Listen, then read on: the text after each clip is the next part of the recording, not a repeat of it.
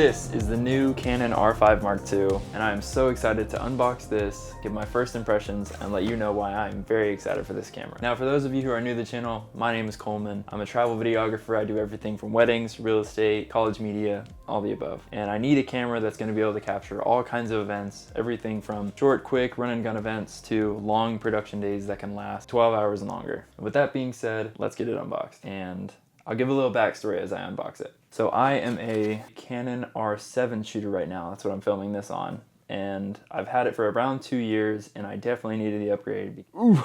Also, I'm really excited that I was able to get it. I know a lot of people were struggling to find a spot or find somewhere to get it from that wasn't out of stock. I did a bunch of research and found one spot that had it. Yeah, here's the strap.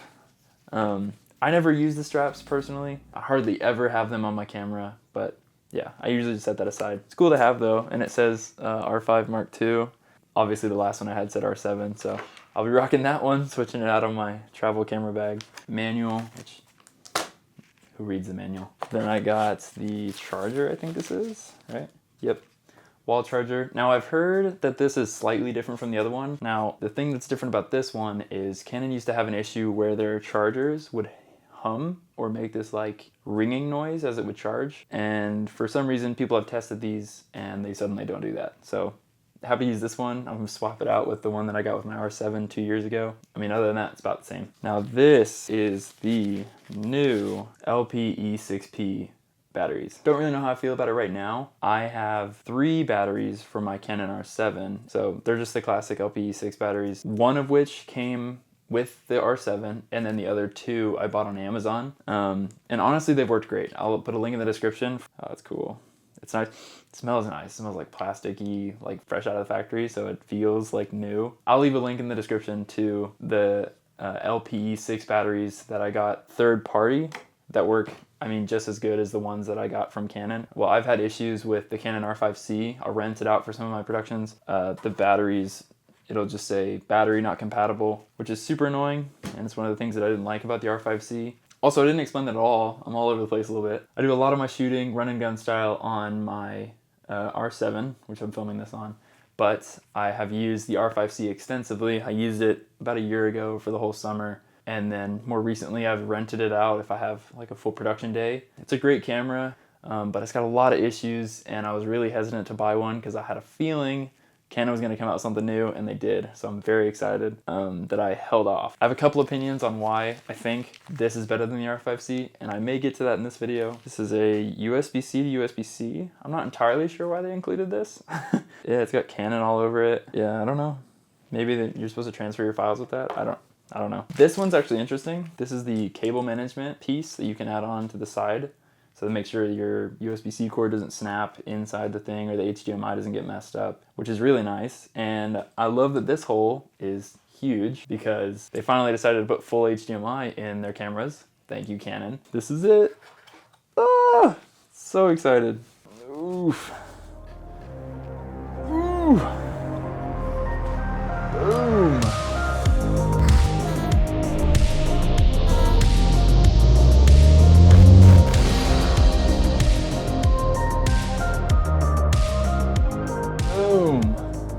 Super excited to finally get this in my hands. Oh my gosh, so nice. I know people have been struggling to order these. I don't know, maybe I'm just really excited for it. I don't know what this is called. It's like the hot shoe for the top. People were trying to figure out what to call it because obviously it's not the same as the previous hot shoe. Apparently it's really hard to get off, which I don't even know how to get it off, to be honest. I don't want to break it. It's apparently you're supposed to push this down and then slide. I'm not gonna try. I'm gonna watch a video. I don't want to break it. Yeah, first impressions, obviously I'm coming from the R5C R7. This is a massive viewfinder. I know a lot of the people that were originally wanting to buy this were the original R5 shooters and they're looking to upgrade, which I definitely think would be the right move. I've seen the specs from the R5 and the specs from this camera, and I think this camera is way better for a ton of reasons that I'll get into. It's supposed to have the eye tracking autofocus system, which apparently hasn't been working for everybody. I'm gonna test it out and see how it works for me, but apparently it's it only works for some people's eyes, which is weird. Hopefully it works for mine. Personally, I probably won't be using it as much. I do a lot of video work mainly. It's only a feature for photo, and I do photo, I do film, I do take photos sometimes. There we go. Not nearly as much as I do video. Screen, obviously love the screen. It's about what you'd expect. Anybody that's bought a new Canon camera, it's all shiny when you first get out of the box. I'm gonna put the new battery in it and turn it on for the first time. Another thing that I really like about this camera specifically is the tally light. I did like it on the R5C. Yeah, I'm gonna turn it on for the first time. It's not turning on. Turn on, please. That is a bummer. It's not turning on. Just kidding. Battery comes dead. Okay. Battery's totally dead. Plugged into the wall. But I'm gonna talk about some of the things that I'm excited for this camera. And the three things that I'm probably most excited for are C-Log2, a full frame sensor with better dynamic range, and 8K resolution with different codec options. With that being said, I'm excited to get to the game and test this thing out. So the battery's charged for a little bit. Ooh, that screen is nice. Maybe I'm just gassing it up a little bit. Okay, finally got through the startup menu. I like the joystick. I know that some people have complained about the joystick. Whenever you click to the side, it accidentally presses enter because the joystick both shifts side to side and you can press it down to click yes to something. I'm not having that issue at all. You know, it's my first look at the new sensor. Oh my gosh, I want to like cover it. I don't want to get any dust on it. Dang, this thing's cool. So excited to start using this thing. I will want to get a really nice CF Express Type B card for this camera. Some people were speculating why they went with CF Express and an SD card rather than just two CF Express cards. I think that's a cooling solution. That's one of the things that they were trying to tone it back on, was just the absolute data rates. And if you're filming to two CF Express Type B cards in both of those slots, this area of the camera is gonna get really, really hot. I'm probably gonna shoot on a SD card for the first part until I can finally figure out how much data rates this thing actually draws and needs. And then I'll probably buy maybe a 1 terabyte card from like maybe Lexar. I know Lexar sponsors YouTube videos like this, so I'm gonna be making a bunch of videos like this in the future, and Lexar, please sponsor me, that'd be awesome. Also, Insta360, I use your camera all the time. I bought the Insta360 X3 like 2 months before the X4 came out. Please sponsor me, that would be awesome. I use that camera all the time and I could make tons of content surrounding that camera. It's like my main driver for vlogging and I take it just about everywhere. Speaking of going out and vlogging, one of the things that I want to do in this video is actually test out some of the complaints and issues people are having with this camera already. See if I can find the same issues and see if I can find workarounds for those issues or if they're even existing for me. So yeah, I'm really, really happy with this and I'm really excited to get to finally use it.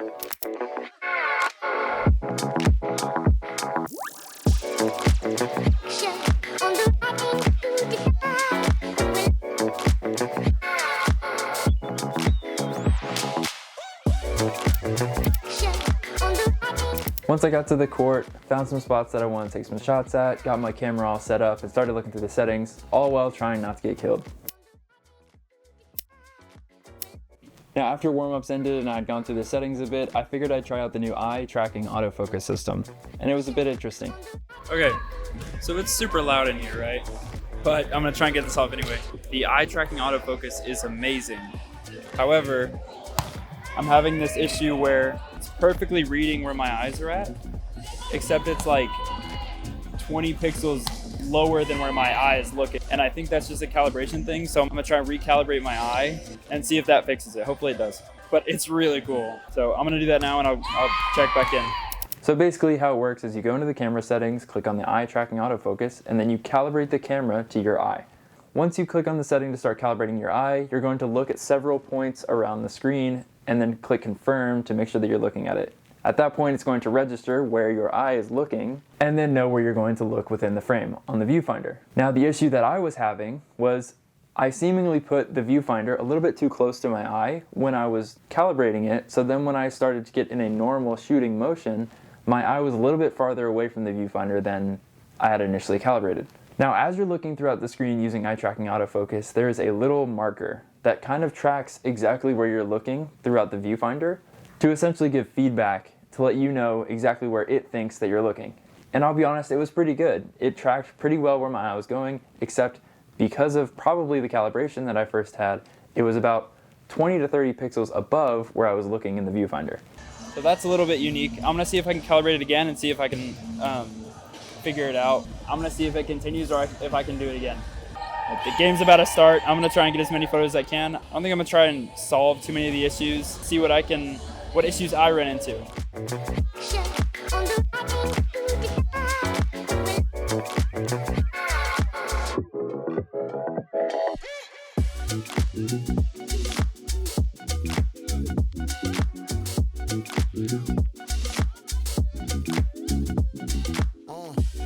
Okay, so that fixed it.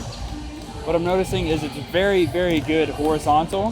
However, when I have it vertical, it tends to be a little bit higher. So if I'm looking here, the autofocus point will be a little slightly higher. That's usually not an issue because when I'm looking at the subject, typically I'm looking at like jersey number or face or something, and it's close enough, but it's a little bit aggravating when I'm looking around in the viewfinder and it's slightly above where my eye is. So I'm gonna keep calibrating it, and it seems like every time I calibrate it, it gets a little bit better, which as it should. That seems to solve a lot of the issues if I keep recalibrating, or if I keep adding information to the calibration that I started, if that makes sense. Now, after some calibration and testing out both horizontal and vertical modes, I realized that it was only really a vertical issue and not a horizontal issue. Now, once you've started a calibration, it saves into the camera. Then you can go back and click refine and do the test again as many times as you'd like, I'm assuming, and it will add that additional information from the refinement to the information the camera already has on your eye. This was probably just an issue because I had done the calibration incorrectly the first time. In this case, looking at their jersey number or their head, it ended up tracking pretty effectively. Whenever I would look at something, it was very snappy, it was very quick. Now, I don't think I ever switched subjects in the middle of a burst, so I didn't extensively test it, but I did notice that it was very sticky. It just was pretty annoying that every time I was looking around the screen, it would constantly be above where my eye was looking, and it was just kind of a mental thing for me as I was shooting. Done with the first sheet. Boom. On to the second sheet. Now, over the past couple days, I've had a bunch of shoots, both photo and video, and I'm really happy with the results. Now, all throughout the shooting, I was really happy with the raw photos that this camera was able to produce. The flexibility in post made it really easy for color grading or any changes that I wanted to make to the stills. Some being quick sports and some being really harsh lighting. I actually realized over the course of several days shooting that the eye tracking autofocus is actually always on, meaning if you ever put your eye up to the viewfinder, the eye tracking autofocus setting is just remaining on. You can turn your camera off, back on, 2 days later, it's always on. I can tell that Canon wants it to be more of a professional feature that somebody leaves on rather than a gimmick feature that somebody turns on once if they want to try it. It kind of makes sense with all the marketing, them backing this firmware, and I really think it's one of the big selling points for this camera, so it makes a lot of sense. Now, there's a couple more interesting things that I kind of discovered as I'm using the camera. One of which is there's a constant hummer. Even when you just turn on the camera without having a lens on it, which doesn't really make any sense because there is no fan in the camera to make any noise, so I can't imagine what that would be. So my second thought was maybe it's the IBIS, but then I turned the IBIS off. Turns out it wasn't that either, so I don't really understand what's making all the noise. Now, if you're shooting video, it's not going to disturb any of the audio quality, even if you're using the in-camera audio, but it is something to note. I've seen people talking about it, and it is there. As far as the joystick issues, as I mentioned earlier in the video, I didn't have any issues with the joystick. It's actually one of the things that I like about the camera. People were having an issue where when they would use the joystick, they would both click enter as they were going left, right, up, or down to select something. And I have pretty large hands, and I didn't have any issues with it. Now, majority of the projects that I do are video, so I'm really excited to extensively test the video capabilities of this camera in the next video. So what I would recommend is drop any questions or comments you have on photo or video in the comments, and I'll answer them in the next video. I got two more things. One being, if you want to learn more about this camera, firstly, I'd recommend you subscribe. But secondly, every video that I make on a piece of gear, I have a corresponding YouTube playlist with a collection of videos that I found on YouTube that are actually either helpful or very well made on the product itself. So in the description for this video, you can find the R5 Mark II playlist below. Other than that, I'm just really excited to have this camera finally. And if you like this video, please click the button, and I'll see you in the next one. Peace. I think that's it. We're done. Boom. I really hope my mic was recording, because last time it wasn't. It is. Boom. Subscribe.